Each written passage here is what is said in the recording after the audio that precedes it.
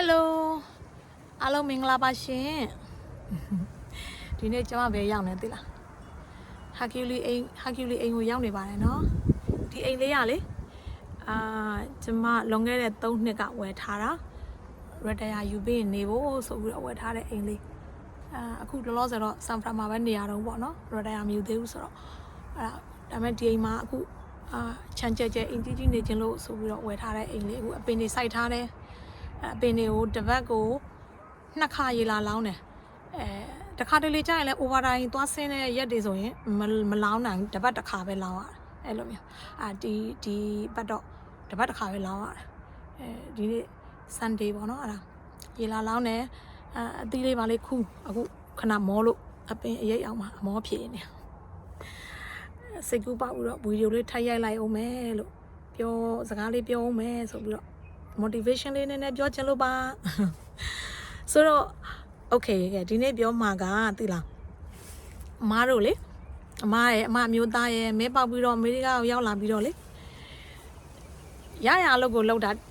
ရောက်ပြီးတော့3ရက်ကြာတော့လုပ်ရတယ်အဲ့အလုပ်တွေက minimum wages ပေါ့နော်တနားကြီး9ကျပ်2001တုန်းကတနားကြီး9ကျပ်အဲ့တုန်းက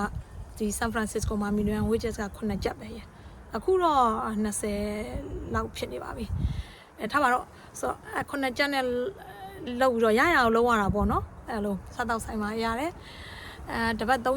ရက်လဲလုပ်ရတာပဲအဲ့လိုမျိုးမှတစ်စင်တစ်ခါနောက်ထပ်ရှားရတာပေါ့နော်လောက်ထပ်ရှားရတယ်အဲ့လိုမျိုးနဲ့လင်မယားနဲ့အလုပ်လာတာပါရှင်အမေရိကရောက်ရင်လေဒီနေ့ပြောချင်တဲ့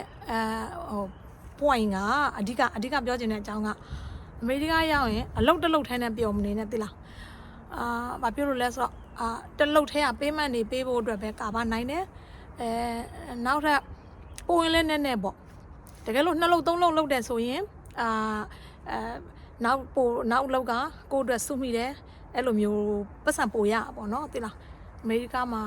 အချိန်တိုင်းနဲ့ပတ်စံကိုပေးနေရဆိုတော့လေ time is money ပေါ့နော်ဒါကြောင့်မို့လို့အကျန်ဒီနေ့ပြောချင်တဲ့ဗီဒီယိုလေးမှာပြောချင်တာကအမဗီဒီယိုလေးကိုကြည့်မိတဲ့သူတိုင်းပေါ့နော်တစ်ခုလေးရသွားစေချင်တာလေအလုပ်ကိုတစ်လုပ်ထဲနဲ့ငြိမ်မနေကြပါနဲ့2လုပ်ကြပါလို့ပြောချင်ပါတယ်ရှင်